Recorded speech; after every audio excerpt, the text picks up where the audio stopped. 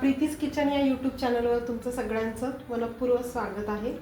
मी आज आपल्याला दाखवणार आहे बटाट्याचे काप, जे तुम्हाला जेवणाबरोबर तोंडी लावता येतील किंवा सकाळच्या नाश्त्याला होतील आणि मुलांना संध्याकाळच्या वेळेच्या नाश्त्याला पण होऊ शकतात। असे बटाट्याचे काप मी दाखवणार आहे तुम्हाला।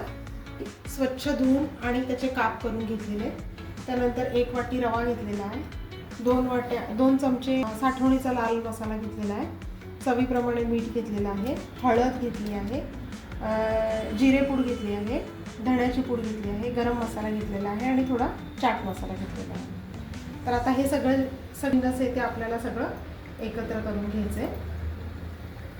सगळं एकत्र करायचं आपल्याला असं, आणि त्याच्यामध्ये थोडासा रवा टाकायचा आहे। रवा पण जास्त व्हायला नको आणि बाकीचं जे आहे मिश्रण ते पण जास्त व्हायला नको, कारण लहान मुलं आवडीने खातात, तर थोडंसं तिखट कमीच केलेलं जास्त चांगलं। आणि तोंडी लावायला आहे तर थोडं तिखट। आणि एक विशेष आहे की याचं हा जो तुम्ही हे जे मिश्रण केलेलं आहे, ते तुम्ही तुमचा वापर झाल्यानंतर आधी वापरतानाच थोडंसं घ्यायचं आणि ओलं नाही करायचं। आणि वापरून झाल्यानंतर जे पण आहे थोडंसं राहिलं तर तुम्ही डब्यामध्ये स्टोअर करून ठेवू शकता, की जेणेकरून तुम्ही नेक्स्ट टाइम तुम्हाला ही प्रोसिजर तुमची स्किप होऊन जाईल आणि डायरेक्ट बटाटे सोलून कापून आणि तुम्ही डायरेक्ट शॅलो फ्राय करू शकता। तर बघा, मी आता हे सगळं एकजीव केलेलं आहे। त्यानंतर एक एक काप घेऊन आपण जसं मच्छी फ्राय करतो तसं एक एक काप घेऊन, त्यासाठी आधी आपण पॅनमध्ये तेल घेऊया आणि आपल्याला हे शॅलो फ्राय करायचं।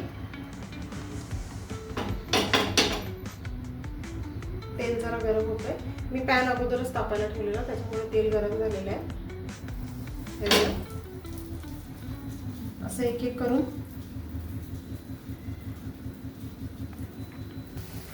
हे बघा, अशा प्रकारे आपले काप सगळे ठेवून झालेले आहेत पॅनमध्ये। आणि हे होऊन द्यायचे आहेत, त्याला वेळ लागतो जरा। तसे तुम्हाला क्रिस्पी आणि पूर्ण बटाटे पण पूर्णपणे शिजले पाहिजेत, त्याच्यामुळे 10-15 मिनिटं वेळ लागेल। आता आपण असेच ठेवूयात आणि 5 मिनिटांनी ते चिमट्याने आपण उलटे करूया। सबस्क्राईब करा, धन्यवाद।